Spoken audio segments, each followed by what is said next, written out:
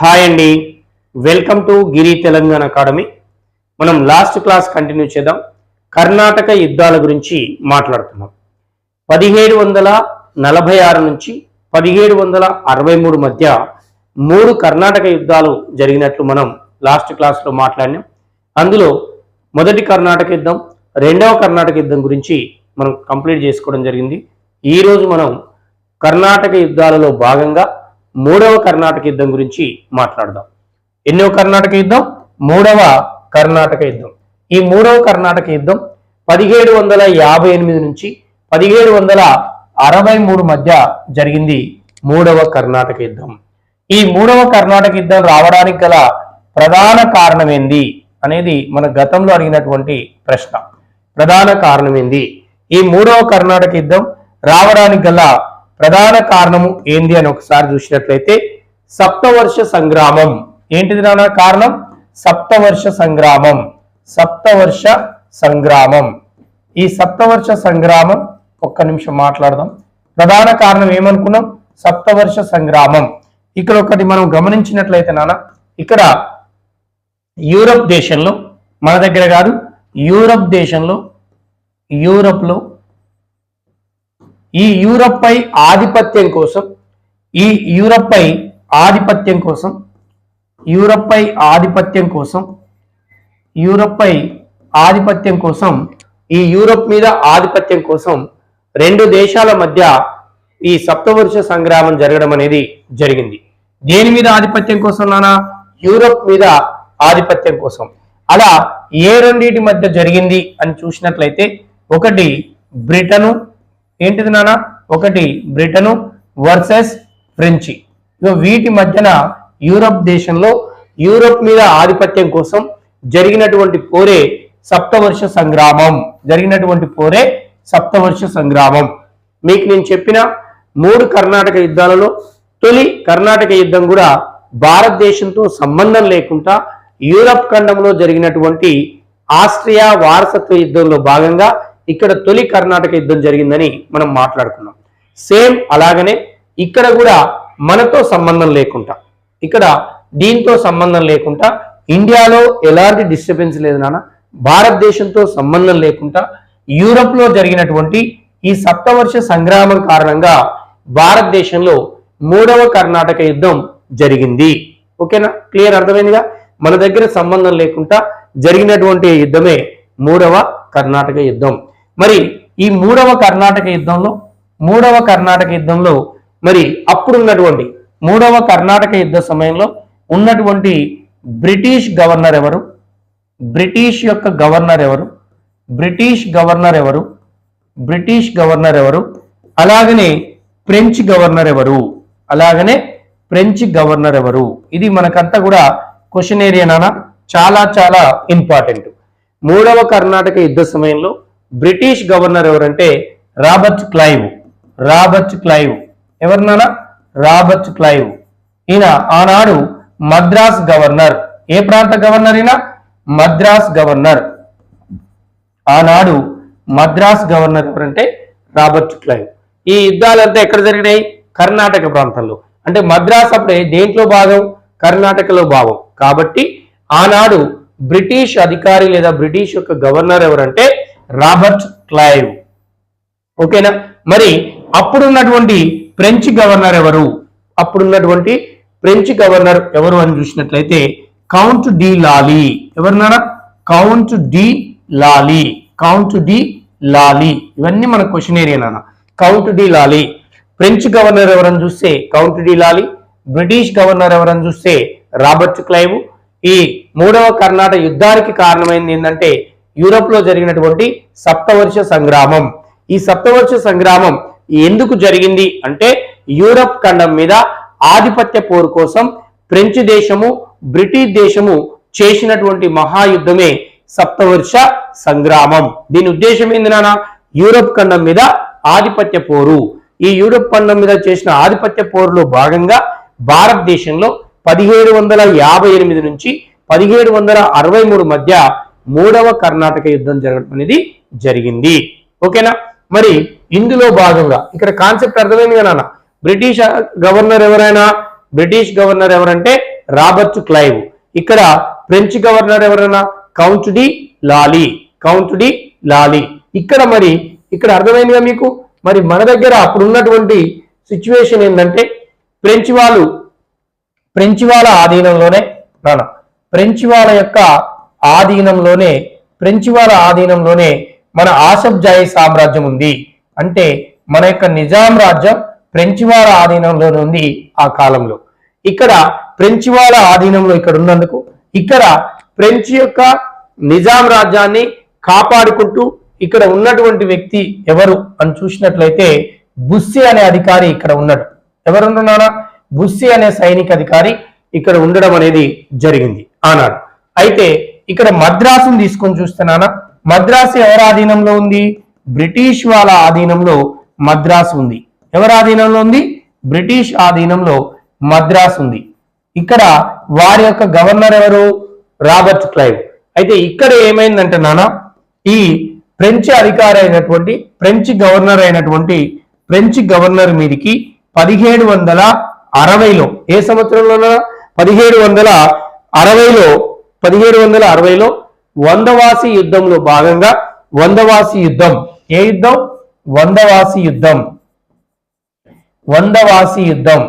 వందవాసి యుద్ధం. ఇక్కడ గుర్తు పెట్టుకోవాలి నాన్న, అడుగుతాడు క్వశ్చన్. ఏ యుద్ధం అంటాడు? వందవాసి యుద్ధం. ఈ వందవాసి యుద్ధంలో భాగంగా 1760లో ఏ యుద్ధం? 1760. ఏ యుద్ధం? వందవాసి యుద్ధం. ఈ వందవాసి యుద్ధంలో భాగంగా 1760లో బ్రిటిష్ సైనిక అధికారి రాబర్ట్ క్లైవ్ ఎవరినానా? ఇక్కడ కాన్సెప్ట్ కొంచెం శ్రద్ధగా వినండి.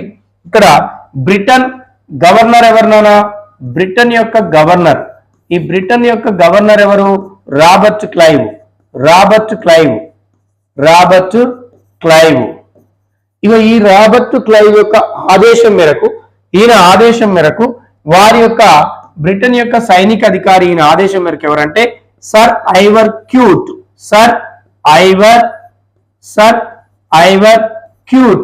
ఎవరినానా? Sir Eyre Coote. ఇక్కడ నానా, ఈ బ్రిటిష్ అధికారి రాబర్ట్ క్లైవ్ యొక్క ఆదేశం మేరకు ఈ ఆరి యొక్క సైన్యాధిపతి అయినటువంటి సర్ ఐవర్ క్యూట్, ఈయననేమో గవర్నర్. ఈ గవర్నర్ యొక్క ఆదేశం మేరకు వారి యొక్క సైనిక అధికారి అయిన సర్ ఐవర్ క్యూట్ ఈ వందవాసి యుద్ధంలో ఏ ఇయర్నానా? 1760లో జరిగిన ఈ వందవాసి యుద్ధంలో ఇక్కడ ఫ్రెంచ్ అధికారి అయినటువంటి లేదా ఫ్రెంచ్ గవర్నర్ అయినటువంటి కౌంట్ డి లాలీ. ఎవరినానా? Count de Lally. ఇక్కడ రాస్తా చూడండి. ఎవరైనా ఫ్రెంచ్ గవర్నర్ ఎవరు? Count de Lally. ఈ కౌంట్ డి లాలీని ఓడించడం అనేది జరిగింది. ఓకే, మళ్ళొక్కసారి మాట్లాడుతున్నానా. ఈ మూడవ కర్ణాటక యుద్ధంలో భాగంగా 1760లో వందవాసి యుద్ధం. ఈ యుద్ధంలో బ్రిటిష్ గవర్నర్ అయిన రాబర్ట్ క్లైవ్ యొక్క ఆదేశం మేరకు వారి యొక్క సైనిక అధికారి అయిన సర్ ఐవర్ క్యూటు ఈ యుద్ధంలో ఫ్రెంచ్ గవర్నర్ అయినటువంటి కౌంట్ డి లాలీని ఓడించడం అనేది జరిగింది. ఈ యుద్ధ సమయంలో బుస్సీ ఈ హైదరాబాద్ ప్రాంతాన్ని వదిలి ఇక్కడ ఈ కౌంట్ డి లాలీ యొక్క ఆదేశం మేరకు వాడి పై అధికారి ఆదేశం ఇస్తే తప్పదు కదా. ఆల్రెడీ ముందే చెప్తాడు, నేను ఇప్పటి వరకు మద్రాసు మనకు వచ్చి మళ్ళీ వెళ్ళిపోయింది, ఇప్పటికైనా మనకు కనీసం హైదరాబాదు ఆసఫ్ జాహీ సామ్రాజ్యం మనం ఆధీనంలో ఉంది, ఇది కాపాడుకోవాలంటే నేను ఇక్కడనే ఉండాలి. నేను ఒకవేళ హైదరాబాద్ ప్రాంతాన్ని వదిలేసి వచ్చినట్లయితే ఈ హైదరాబాద్ని కూడా కాస్త బ్రిటిష్ వాళ్ళు ఆక్యుపై చేసుకుంటారు, వారి ఆధీనంలోకి పోతుంది. దయచేసి ఏంటంటే ఈ కౌంట్ డి లాలీ గారు భారతదేశం మీద అవగాహన లేనటువంటి వ్యక్తి. భారతదేశానికి కొత్తగా వచ్చినటువంటి ఫ్రెంచ్ గవర్నర్ ఎవరంటే కౌంట్ డి లాలీ. ఆయనకి ఇక్కడి పరిస్థితుల మీద పూర్తి అవగాహన లేకపోవడం వల్ల ఈ బుస్సీ చెప్పినా కూడా నాకంటే తక్కువ స్థాయిలో ఉన్న ఉద్యోగివి, నీ పై అధికారినైనా నాకే నువ్వు సవాల్ చేస్తావు అన్నట్టు వీడు దాన్ని ప్రెస్టేజ్ గా తీసుకుంటూ చెప్పింది వినలే. వీనికి దేశం మీద ఇక్కడ భారతదేశం మీద వీనికి ఇక్కడ పరిస్థితుల మీద అవగాహన లేదు. దీంతో వీని ఆదేశం కాదనలేక తప్పని పరిస్థితిలో బుస్సీ ఈ యుద్ధ సమయంలో హైదరాబాద్ ప్రాంతం లేదా నిజాం రాజ్యం లేదా ఆసఫ్జాయి రాజ్యాన్ని వదిలి ఇక్కడికి రావడం అనేది జరిగింది. దీంతో బ్రిటిష్ వాళ్ళు బుస్సీ ఏదైతే గెట్ చేశాడో అట్లా యాజ్ ఇట్ ఈస్ గా బ్రిటిష్ వాళ్ళు ఈ నిజాం రాజ్యాన్ని వాళ్ళ ఆధీనంలోకి తెచ్చుకున్నారు. దీంతో నిజాం రాజ్యం కూడా పాయ. ఈ యుద్ధంలో కౌంట్ డి లాలి కూడా ఓడిపోయాయి. ఇక్కడ ఏమైనా విజయం సాధించినా మరి లేదు. అంటే ఈ 1760లో జరిగిన ఈ వందవాసి యుద్ధంలో కౌంట్ డి లాలి ఓడిపోవడం అనేది జరిగింది. అర్థమైందనా? కౌంట్ డి లాలి ఓడిపోవడం అనేది జరిగింది. దీంతో పాటు బుస్సీ ఇక్కడి నుంచి ఎప్పుడైతే వచ్చిండో ఈ నిజాం రాజ్యం కూడా బ్రిటిష్ వాళ్ళ ఆధీనంలోకి పోయింది. ఇక్కడ ఈ యుద్ధంలో ఓడిపోయినందుకు చంద్రనాగూర్ అనేటటువంటి ప్రాంతాన్ని, ఏ ప్రాంతం నానా? చంద్రనాగూర్. చంద్రనాగూర్ నానా గుర్తుపెట్టుకోవాలి. ఈ అన్ని క్వశ్చన్ ఏరియాస్ ఈ చంద్రనాగూర్ అనేటటువంటి ప్రాంతాన్ని కూడా ఈ ఫ్రెంచ్ వాళ్ళు వదిలివేయడం అనేది జరిగింది. అంటే ఈ మూడవ కర్ణాటక యుద్ధం చివరికి ప్యారిస్ సంధితో ముగిసింది. అడుగుతున్నాను, ఏ సంధితో ముగిసింది ఈ యుద్ధము అంటాడు. ప్యారిస్ సంధితో ముగిసింది. ఈ యుద్ధంలో ఫ్రెంచ్ వాళ్ళు ఓటమికి కారణం ఏంది అంటాడు. అంటే అప్పుడున్న ఫ్రెంచ్ గవర్నరు కౌంట్ డి లాలీకి మన దేశ పరిస్థితుల మీద, ఇక్కడ ఉన్నటువంటి సిచ్యువేషన్ మీద అవగాహన లేకపోవడం, బుస్సీ యొక్క మాటలు కూడా అతను పాటించకపోవడం. ఎందుకు పాటించలే? బుస్సీ చిన్నవాడిగా పదవిలో, నాకంటే చిన్నవాడు చెప్పింది నేనేనుడేంది అని బుస్సీని కూడా ధిక్కరించడం. అంటే ఇక్కడ దీంతో ఏమైంది నానా? మూడవ కర్ణాటక యుద్ధం ప్యారిస్ సంధితోటి ముగిసింది. ఏ సంధితోటి ముగిసింది నానా? ప్యారిస్ సంధితో ముగిసింది. మన గతంలో అడిగినటువంటి ప్రశ్న ఏంటంటే మూడవ కర్ణాటక యుద్ధం ఏ సంధితో ముగిసింది అన్నాడు. ప్యారిస్ సంధితోటి ముగిసింది. ఓకేనా నాన్న? క్లియర్. దీంతో చంద్రనాగూర్ అనేబడేటటువంటి ఫ్రెంచ్ ఆధీనంలో ఉన్నటువంటి ప్రాంతాన్ని కూడా వీరు కోల్పోవాల్సి వచ్చింది. ఈ సంధి ప్రకారంగా, ప్యారిస్ సంధి ప్రకారంగా ఫ్రెంచ్ వాళ్ళు కోల్పోయినటువంటి ప్రాంతం అని అడిగితే మన క్వశ్చన్ ఏం చెప్పాలి? ఆన్సరు చంద్రనాగూర్. ఏంటిది నాన్న? చంద్రనాగూర్. చంద్రనాగూర్. ఈ చంద్రనాగూర్ ప్రాంతాన్ని వీళ్ళు కోల్పోవడం అనేది జరిగింది. ఇది ఎక్కడ ఉంటదంటే బెంగుళూరు పరివాహ ప్రాంతంలో గలదు. ఎక్కడుంటది నాన్న? బెంగుళూరు పరివాహ ప్రాంతంలో ఉంటుంది. ఇది కోల్పోవడం అనేది జరిగింది. అంటే మూడవ కర్ణాటక యుద్ధంలో ఓటమి ఎవరిదంటే ఫ్రెంచ్ వారిది.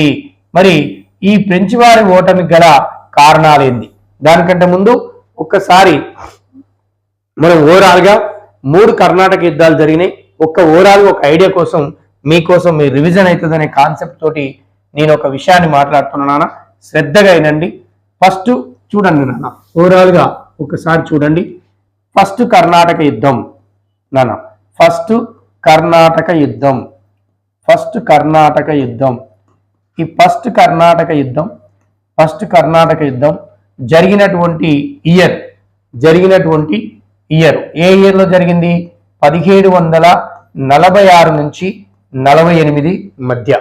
మరి ఈ యుద్ధము ఏ సంధితో ముగిసింది? ఏ సంధితో ముగిసింది అంటే ఎక్స్లా చాపెల్ సంధి. ఏ సంధి నాన్న? ఎక్స్లా చాపెల్. ఎక్స్లా చాపెల్. ఎక్స్లా చాపెల్ అనే సంధితో ఈ యుద్ధం ముగిసింది. మరి ఈ యుద్ధానికి ప్రధాన కారణం ఏంది? ఏంటిది నాన్న? మరలేమడుగుతున్నా నేను? ప్రధాన కారణం ఈ ప్రధాన కారణం ఏంటంటే ఆస్ట్రియా వారసత్వ యుద్ధం. ఏంటిది నాన్న ప్రధాన కారణం? ఆస్ట్రియా వారసత్వ యుద్ధం. ఆస్ట్రియా వారసత్వ యుద్ధం. ఆస్ట్రియా వారసత్వ యుద్ధం. ఆస్ట్రియా వారసత్వ యుద్ధం. ఆస్ట్రియా వారసత్వ యుద్ధం. మీరు ఇది శ్రద్ధగా వింటే ఈజీ ఉంటుంది. ఓకేనా? ఇక ఇక్కడ రెండవ కర్ణాటక యుద్ధం. ఇంకోటి ఏంది నాన్న? రెండవ కర్ణాటక యుద్ధం. రెండవ కర్ణాటక యుద్ధం.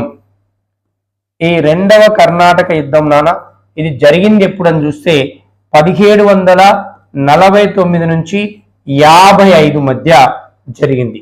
మరి ఇది ఏ సంధితో ముగిసింది అన్నప్పుడు ఇది పాండిచేరి సంధితో ముగిసింది.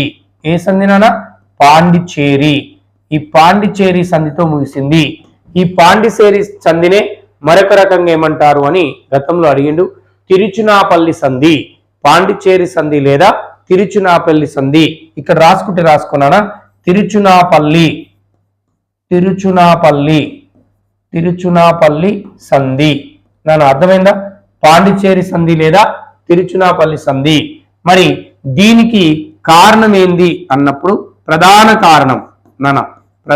కారణం ఇవి మెయిన్, మనకు చాలా చాలా ఇంపార్టెంట్.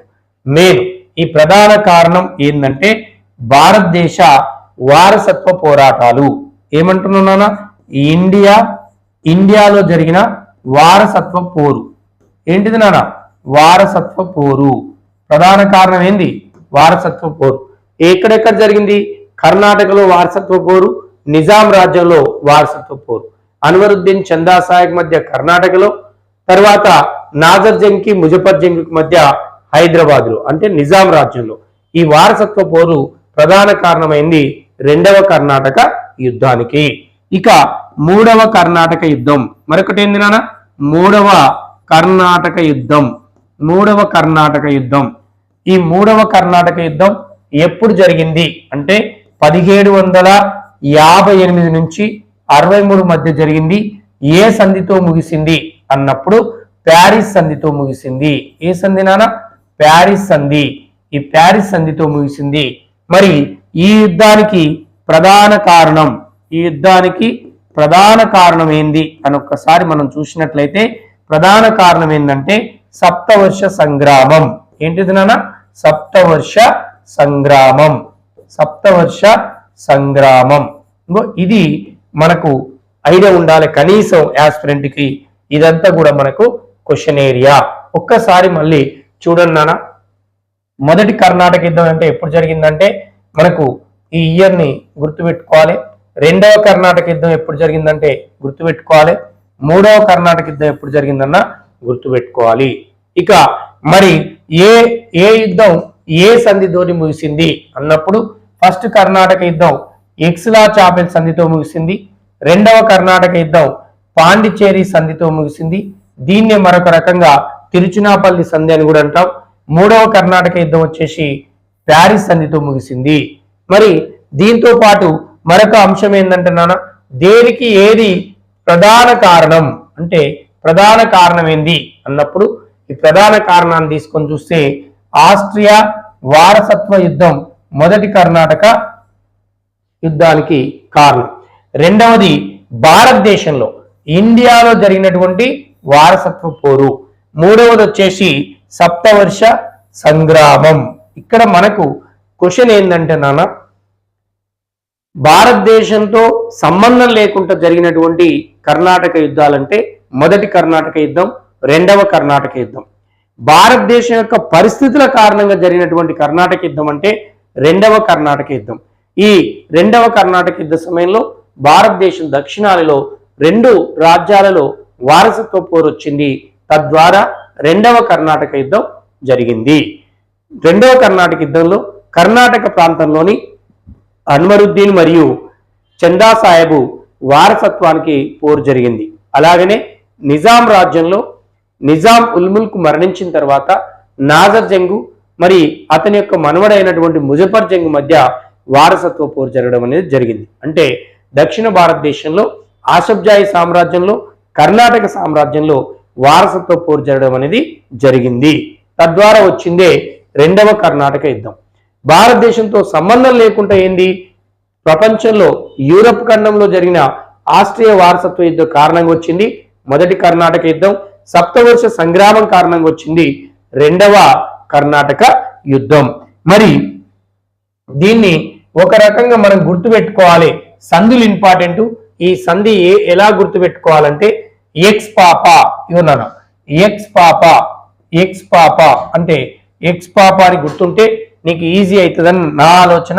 ఇప్పుడు ఇక్కడ చూసుకున్నానా ఇంపార్టెంట్ గా ఎక్స్ పాపా అని గుర్తుపెట్టుకో. ఈ సంధుల యొక్క కోడ్ అనుకో. ఇది ఎక్స్ పాపా అంటే ఎక్స్లా చాపెల్ సంధి, పాండిచేరి సంధి, ప్యారిస్ సంధి. ఈ కర్ణాటక యుద్ధాలు జరిగిన ఇయర్లు వాటి యొక్క సంధులు. మరి ఈ కర్ణాటక యుద్ధాల వల్ల పైచేయి ఎవరు సాధించారు ఫైనల్ గా అంటే ఈ కర్ణాటక యుద్ధాలలో పైచేయి సాధించిన వాళ్ళు చెప్పుదన్నానా. ఇది ఫస్ట్ కర్ణాటక, రెండవ కర్ణాటక, మూడవ కర్ణాటక యుద్ధం. ఓకేనా. ఇప్పుడు ఎవరు పైచేయి సాధించారు, దీని యొక్క రిజల్ట్ ఫలితాలేదో ఒక్కసారి మనం చూద్దాం, అక్కడ కూడా క్వశ్చన్ అడిగే అవకాశం ఉంది. ఓకేనా, కాన్సెప్ట్ ఇది దాని అర్థమైందిగా. యుద్ధం, ఇయర్, ఏ సంధి, ప్రధాన కారణం ఏంటి? యుద్ధం, ఇయర్, ఏ సంధి, ప్రధాన కారణం. యుద్ధం, ఇయర్, ఏ సంధి, ప్రధాన కారణం. ఇగో ఇలా మనం చదివినట్లయితే కోడ్ చెప్పిన ఎక్స్ పాపా అంటే ఎక్స్లా చాపెల్, పాండిచేరి, ప్యారిస్, ఇవి గుర్తుపెట్టుకోవాలి. పాండిచేరినే తిరుచునాపల్లి సంధి అని కూడా మళ్ళొకసారి అలా కూడా పిలవడానికి అవకాశం ఉంది.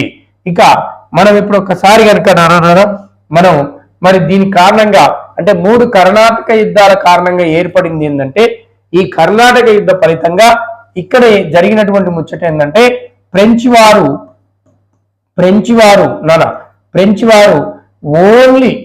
ఓన్లీ పాండిచేరి తదితర చిన్న చిన్న ప్రాంతాలలో వ్యాపారానికే పరిమితమయ్యారు. పాండిచేరిలో వ్యాపారానికి పరిమితమయ్యారు. అర్థమైందా? వీళ్ళకి ఎక్కువ మిగిలి ఉన్నది మెయిన్ ఏరియా ఏమన్నా మిగిలిందా అంటే పాండిచేరి.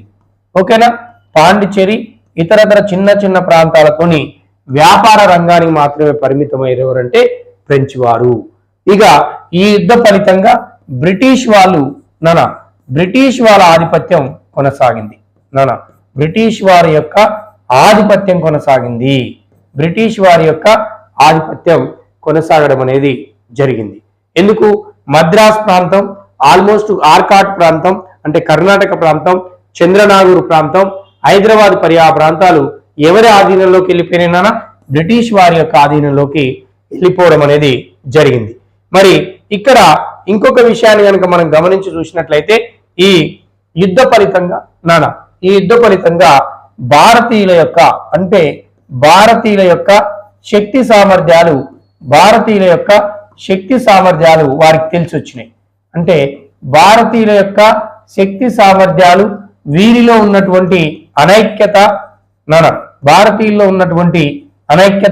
వీరి యొక్క శక్తి సామర్థ్యాలు, వీరి యొక్క అనైక్యత మరి ఎవరికి తెలిసి వచ్చింది ఇవి అంటే బ్రిటిష్ వారికి తెలిసి రావడం అనేది జరిగింది. అంటే బ్రిటిష్ వారికి అనలేము, యూరప్ వాసులకి తెలిసి వచ్చింది. మన యొక్క సామర్థ్యం ఏందనేది యూరప్ వాళ్ళకి తెలిసి వచ్చింది ఈ కర్ణాటక యుద్ధాల ఫలితంగా. ఇక కర్ణాటక యుద్ధాల అనంతరం ఫ్రెంచ్ వారు ఎక్కడ కూడా ఇక మన యొక్క రాజ్యం అంతరంగిక వ్యవహారాలల్లో ఈ స్వదేశీ సంస్థానాలల్లో ఎక్కడ కూడా జోక్యం చేసుకోలేదు ఫ్రెంచ్ వారు. ఈ యుద్ధానంతరం వారు వ్యాపారానికి పరిమితమయ్యారు. వాళ్ళకి ముఖ్యంగా ఇంతో అంత మిగిలిన ప్రాంతం అంటే పాండిచేరి ఇక పూర్తి వ్యాపారానికి పరిమితమయ్యారు ఫ్రెంచ్ వారు ఈ కర్ణాటక యుద్ధాల తర్వాత. ఓకేనా, మరి ఫ్రెంచ్ వారు ఈ కర్ణాటక యుద్ధాలలో ఓడిపోవడానికి కారణమైంది. మరి ఫ్రెంచ్ వారి ఓటమికి కారణమైంది అని ఒక్కసారి చూసినట్లయితే ఫ్రెంచ్ వారి ఓటమికి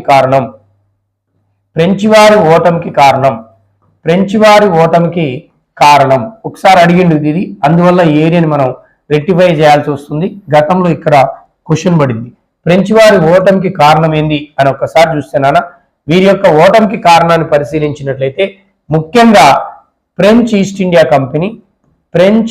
ఈస్ట్ ఇండియా కంపెనీ ఈ ఫ్రెంచ్ ఈస్ట్ ఇండియా కంపెనీ ప్రభుత్వ కంపెనీ కావడం. అర్థమైందా మీకు? కాన్సెప్ట్ అర్థమైందా? ప్రభుత్వ కంపెనీ కావడం. ఇది ప్రభుత్వ కంపెనీ కావడం వల్ల సరైన రీతిలో అంటే ఇక్కడ ఉన్నటువంటి గవర్నరు ఒక నిర్ణయాన్ని తీసుకోవాలంటే ఆయన ఏం చేయాలి? ఫస్ట్ అప్పీల్ చేయాలి ఫ్రెంచ్ ప్రభుత్వానికి. ఆ ఫ్రెంచ్ ప్రభుత్వం వారి మంత్రిమండలి కూర్చొని వాడు రాజు కూర్చొని వాళ్ళు అప్పీల్ చేసి ఓకే నువ్వు ఈ నిర్ణయం తీసుకోవచ్చు అని చెప్పే వరకే. అంటే ప్రభుత్వ కంపెనీ కావడం వల్ల నిర్ణయాలలో జాప్యం. అర్థమైందనా? నాకు కాన్సెప్ట్ అర్థమైంది అనుకుంటున్నా. నిర్ణయాలలో జాప్యం. ఎందుకు నిర్ణయాలలో జాప్యం? ప్రభుత్వ కంపెనీ కావడం వల్ల. బ్రిటిష్ వాళ్ళది ఏంటిది? Private company. వాడు అనుక్షణం వెంటనే రెస్పాన్స్ అవుతాడు. ఈ రోజు ఈ చర్య చేయాలంటే on the spot okay order issue చేస్తాడు. వీళ్ళదేమో ప్రభుత్వ కంపెనీ కావడం వల్ల తీసుకునే నిర్ణయాలలో జాప్యం ఉండడం. ఇక మరొక పాయింట్ కనుక తీస్తే అధికారులు ఫ్రెంచ్ అధికారులు వీళ్ళంతా ప్రభుత్వ అధికారులు మోసం చేయడం అంటే అర్థమైంది? అధికారులు మోసం చేయడం అంటే ఏంది లంచాలకు అలవాటు పడడం. మనం మొదటి కర్ణాటక యుద్ధంలో భాగంగా చెప్తున్నాం. అప్పుడున్నటువంటి డూప్లే ఆదేశం మేరకు అప్పుడున్న సైనిక అధికారి లాంబోడి నాయ్ ఏం చేసిండు, మద్రాసు మీద దాడి చేసిండు, మద్రాసుని గెలుకున్నాడు. అప్పుడున్న బ్రిటిష్ అధికారి నికోలస్ని ఓడించి మద్రాసుని ఆక్యుపై చేసిండు ఫ్రెంచ్ సైనిక అధికారి. కానీ బ్రిటిష్ వాళ్ళు వేసిన స్కెచ్లో అతను భాగమైపోయి బ్రిటిష్ వాళ్ళ దగ్గర లంచం పుచ్చుకొని తన గెలుపొందినటువంటి మద్రాసును తిరిగి వారికే ఇచ్చాడు. అంటే ఇక్కడ అధికారులు ప్రభుత్వ అధికారులు కావడం వల్ల అధికారులు అంటే ఎవరు ప్రభుత్వ అధికారులు కావడం వల్ల వాళ్ళు లంచాలకు అధిపడి మోసాలు చేయడం అనేది జరిగింది. ఇక ఉన్న అధికారులే మోసాలు చేస్తే విజయం ఎట్లా బ్రిటిష్ వాళ్ళేంది ప్రైవేట్ కంపెనీ, ప్రతి ఒక్కరు కట్టుదిట్టంగా పనిచేసిండు. ఇంతెందుకు ప్రైవేటులో ఎన్ని ఆంక్షలు ఉంటాయి, వాడు ఇవాళ సిన్సియర్గా డ్యూటీ చేయకపోతే రేపు పొద్దుగా ఉద్యోగం ఉంటుందా గ్యారంటీ లేదు. అదే ప్రభుత్వంలో పని చేసినా చేయకుండా ఉంటుందనే ఒక అపోహ ఉంది. అందువల్ల ఆనాడు బ్రిటిష్ వారు ప్రైవేట్ కంపెనీ కాబట్టి కట్టుదిట్టంగా అంత నిర్ణయాలు ఎమ్మటే తీసుకోవడం జరిగింది. జాప్యం లేకుండా ఈజీగా ఏదనుకుంటే అది చేయగలిగారు. క్రమంగా ఈ యుద్ధాల మీద పైచేయి సాధించి భారతదేశంలో ఆధిపత్యం చెలాయించగలిగారు బ్రిటిష్ వాళ్ళు. వీరు ఫ్రెంచి ప్రభుత్వ వైఫల్యం అంటే ప్రభుత్వ కంపెనీ కావడం వల్ల, నిర్ణయాలలో జాప్యం ఉండడం వల్ల, అధికారులు మోసాలు చేయడం అంటే వీరే లంచగొండితనానికి అలవాటు పడడం, ఈ మొదలైనటువంటి కారణాల వల్ల ఏమైందంటే ఫ్రెంచ్ వాళ్ళు ఇక్కడ ఓటమి చవిచూడడం అనేది జరిగింది. ఓకేనా, కాన్సెప్ట్ అర్థమైందిగా. దీంతో ఫ్రెంచి మొదటి మూడు కర్ణాటక యుద్ధాలు అయిపోగానే ఫ్రెంచ్ వాళ్ళు ఓన్లీ వ్యాపారానికే పరిమితం కావడం అనేది జరిగింది. మనకు ఎగ్జామ్ పాయింట్ ఆఫ్ లో కంపల్సరీ క్వశ్చన్ ఏరియా కర్ణాటక యుద్ధాలు అనేది మీరేం చేయాలంటే కర్ణాటక యుద్ధం అనగానే ఎప్పుడెప్పుడు జరిగింది యుద్ధం, దాని యొక్క జరిగినటువంటి సంవత్సరం, దాంట్లో కీ రోల్ పోషించినటువంటి బ్రిటిష్ వ్యక్తి ఎవరు, మన ఫ్రెంచ్ వ్యక్తి ఎవరు, ఏ సంధితో ముగిసింది, ఫలితం ఏంటి అంటే యుద్ధ ఫలితం ఫైనల్ గా బ్రిటిష్ వాళ్ళు ఇండియా మీద ఆధిపత్యం చెలాయించడం. ఈ కర్ణాటక యుద్ధాలలో భాగంగా రెండో వెలుగులోకి వచ్చినటువంటి బ్రిటిష్ అధికారి ఎవరంటే ఎవరైనా రాబర్ట్ క్లైవ్. ఎవరినారా రాబర్ట్ క్లైవ్ అధికారి ఎవరు, రాబర్ట్ క్లైవ్. ఈ రాబర్ట్ క్లైవ్ హీరో అయిపోయిండు. ఈ రాబర్ట్ క్లైవ్ ఏమని పిలుస్తాం ఆర్కాట్ వీరుడు. ఏమని పిలుస్తాం ఆర్కాట్ వీరుడు.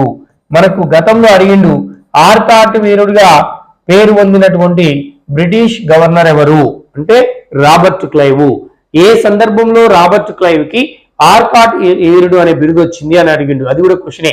అంటే రెండవ కర్ణాటక యుద్ధ సందర్భంగా ఇతను ఆర్కాట్ వీరుడుగా బిరుదు పొందడం అనేది జరిగింది. ఈ ఆర్కాట్ వీరుడు బిరుదు పొందిన సందర్భంలో చందా సాహెబ్ని అంతం చేయడం జరిగింది రాబర్ట్ క్లైవ్. ఓకేనా, కాన్సెప్ట్ అర్థమైంది కదా. ఇది కర్ణాటక యుద్ధాలు.